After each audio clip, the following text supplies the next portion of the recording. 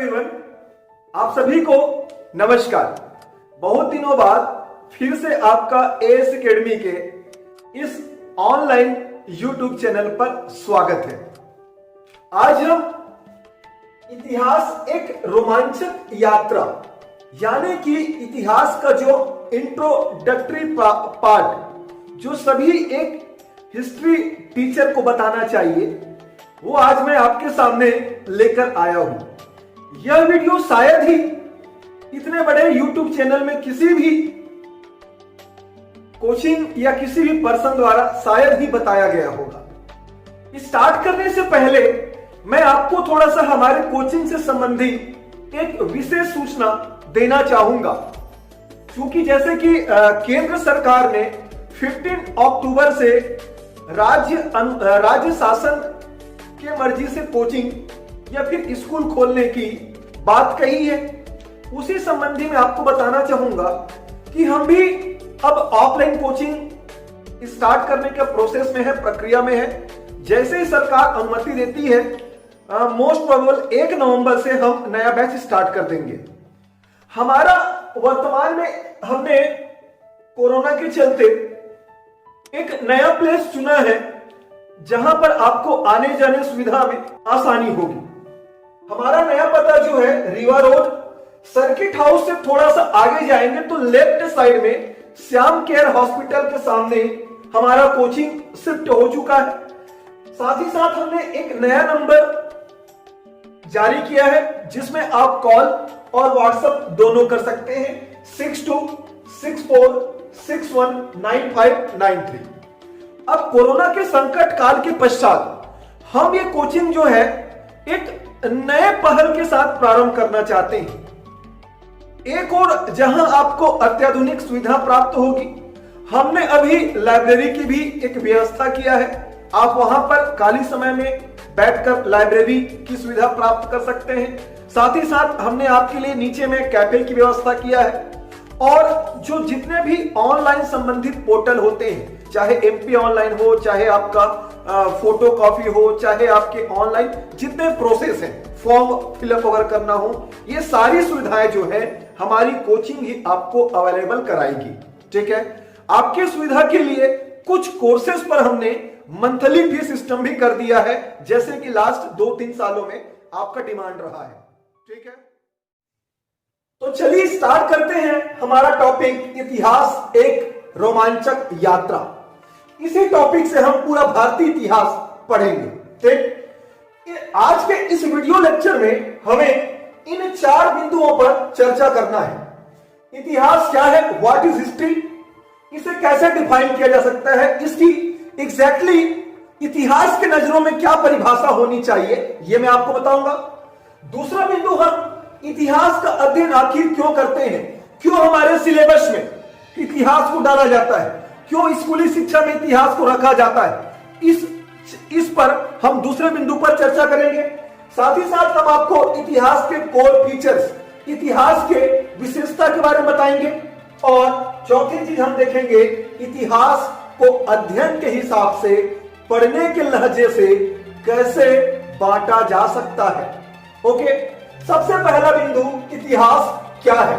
तो आप जैसा कि देख पा रहे होंगे, इतिहास जो है मूलतः 4 वर्णों से मिलकर बना हुआ है।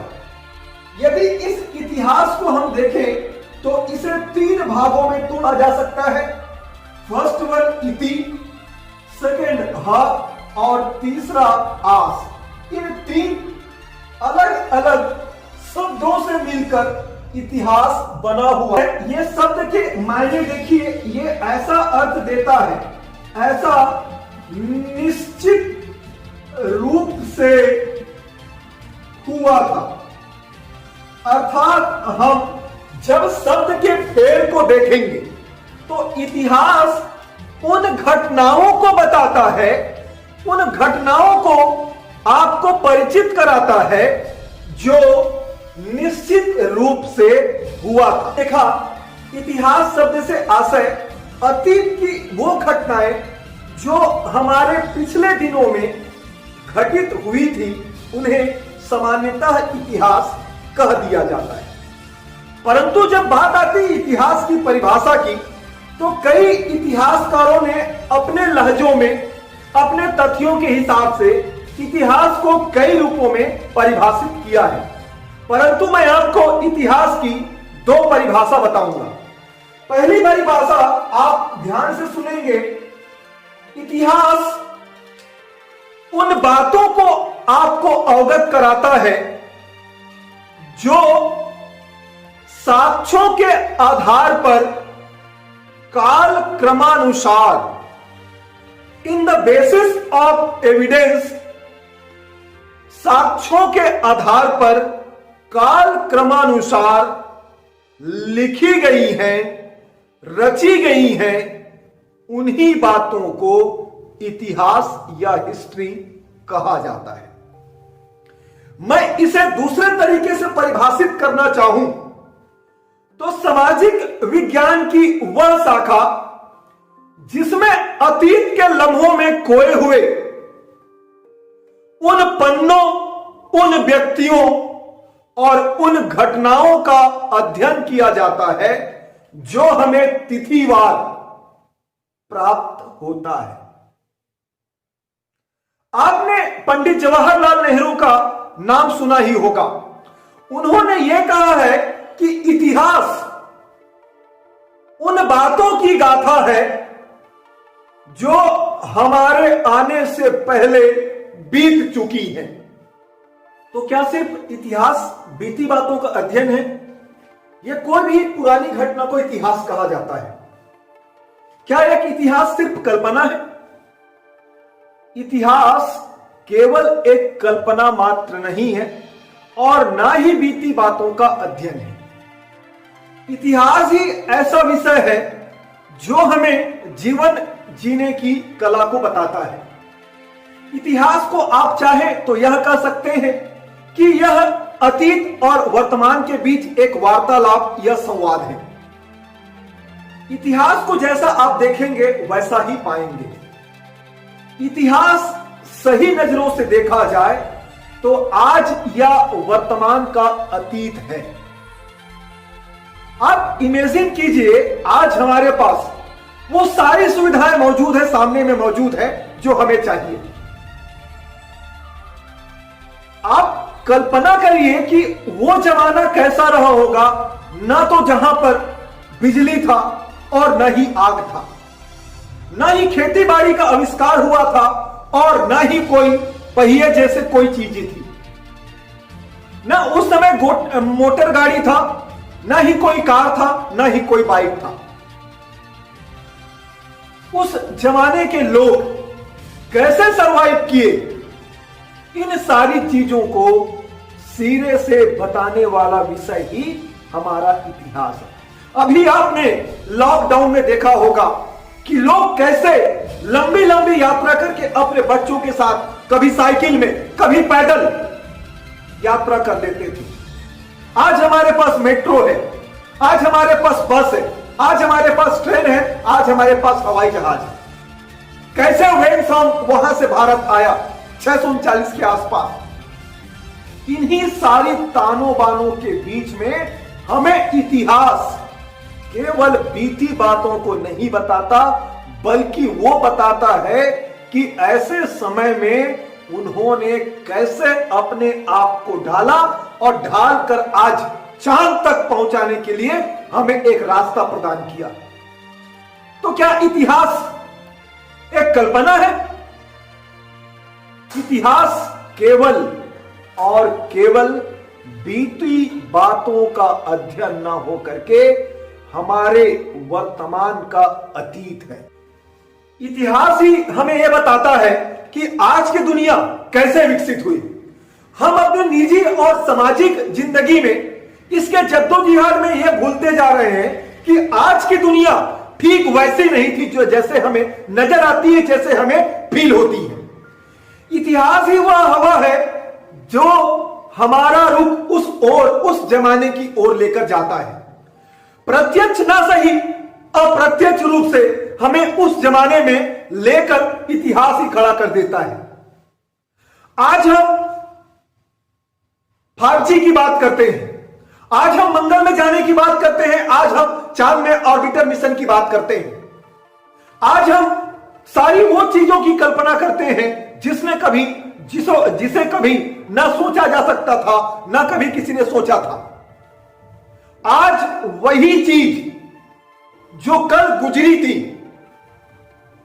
हमें उन चीजों का सीख देती है। जैसे आप हर बार पीएससी देते हैं, कभी आपका प्री नहीं निकला तो आप तैयारी करना नहीं छोड़ते। क्यों? क्योंकि आप यह सोचते हैं लास्ट पेपर में जो मैंने गलतियां किया है उस गलती को सुधारते हुए मैं इस बार अच्छा प्रदर्शन करूंगा। यही तो इतिहास है बॉस, कि आपने अपने पिछली गलती, पिछले गुजरे हुए पल को सोचा और उस पल को सोचते हुए आज आप अपने वर्तमान को अच्छा बनाने चाहते हैं। यही इतिहास। इतिहास हमें उन जमाने के लोगों का रहन सहन, पहनावा ओढ़ावा, खान पान, अर्थ धर्म काम मोक्ष, सारी चीजों का एक विस्तृत व्याख्या प्रदान करता है। आप भले ही आज अपने कंधे झटक कर बोल सकते हैं कि हम बेवजह उन बीती बातों को क्यों पढ़ें जो आज है ही नहीं, उन लोगों के बारे में क्यों सोचें जो आज दिखते नहीं। बेशक आप कह सकते हैं, परंतु इतिहास केवल बीती बातों का अध्ययन नहीं बल्कि वर्तमान की गाथा है, जिसकी सिर्फ हम कल्पना कर सकते हैं। उन्हीं बातों की, उन्हीं दास्तानों की कथा सुनाता है हमारा इतिहास। आज जिस दुनिया में आप हैं वो किसी जीन का चमत्कार नहीं है, अमेजन से डिलीवर किया हुआ नहीं है। इसे बनाया गया है, इसे बुना गया है हमसे और हमारे पूर्वजों से आए पहले लोगों ने इसे बनाया है। तब आज हम चांद में जाने की बात करते हैं, तब हम 5G की कल्पना करते हैं। इन सारी चीजों को इतिहास ही क्या करता है, हमें बताता है। इतिहास केवल बीती बातों का अध्ययन नहीं, बार बार मैं यही चीज बोल रहा हूं, इतिहास केवल बीती बातों का अध्ययन नहीं है बल्कि हमारे वर्तमान से लगा हुआ, जुड़ा हुआ एक पड़ोसी है जिसके सहारे हम सारी चीजों को अच्छा बना सकते हैं।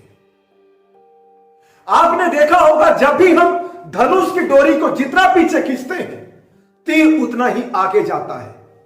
शेर आगे बढ़ने के लिए एक कदम अपना पीछे खींचता है क्योंकि उसे पता है यदि हम एक कदम पीछे जाकर देखें तो हमारा भविष्य या हमारा वर्तमान जो है हमसे कई गुना आगे बढ़ जाएगा।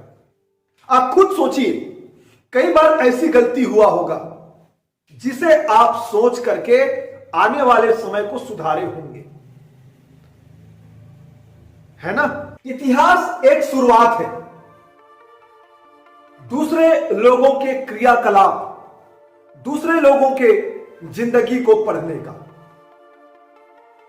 आप ऐसा भी कह सकते हैं कि इतिहास हम इसलिए पढ़ते हैं ताकि हम अपने सभ्यता और संस्कृति को जानें और जानकर हमारे आने वाले पीढ़ी को विरासत के रूप में सौंप सकें।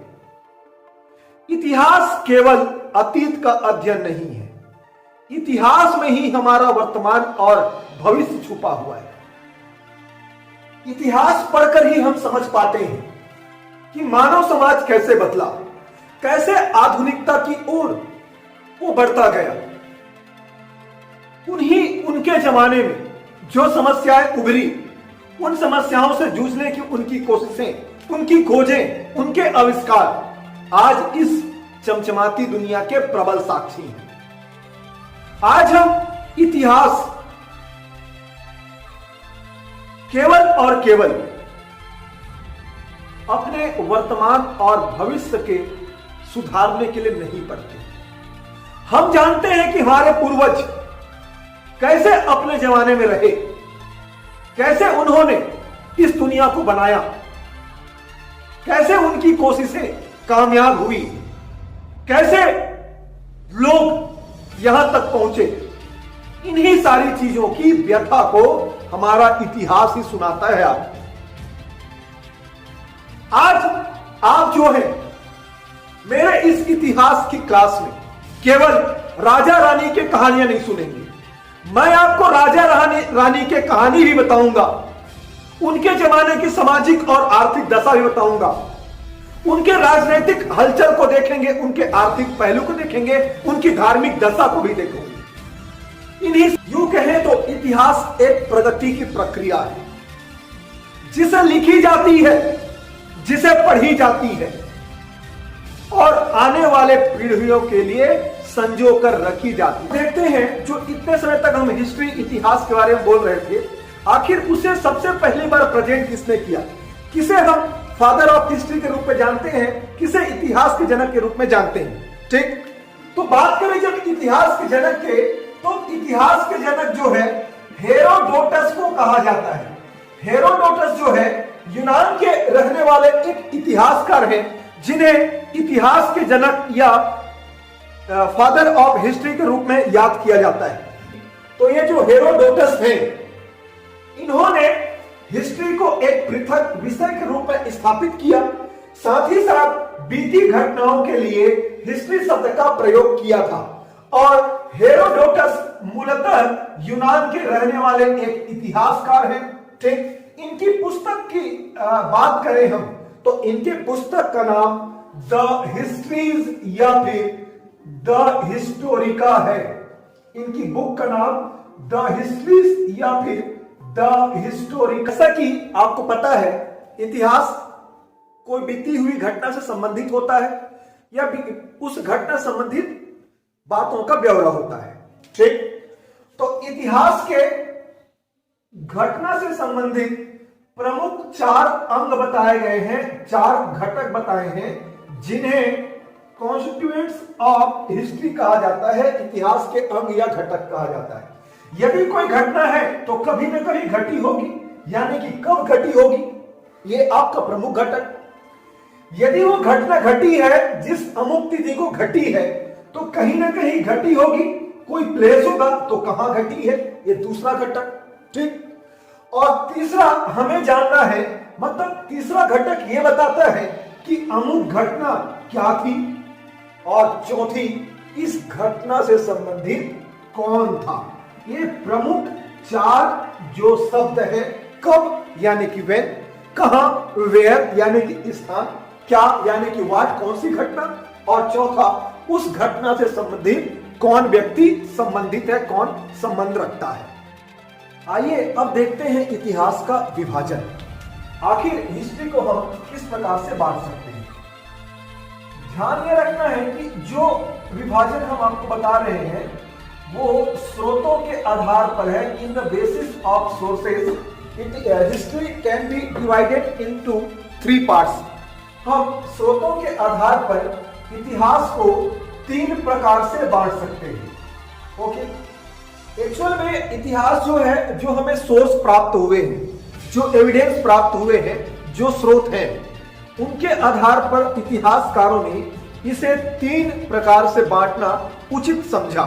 ठीक, इतिहास का पहला कालखंड उन्होंने जो बांटा वो कहलाता है प्रागैतिहासिक काल।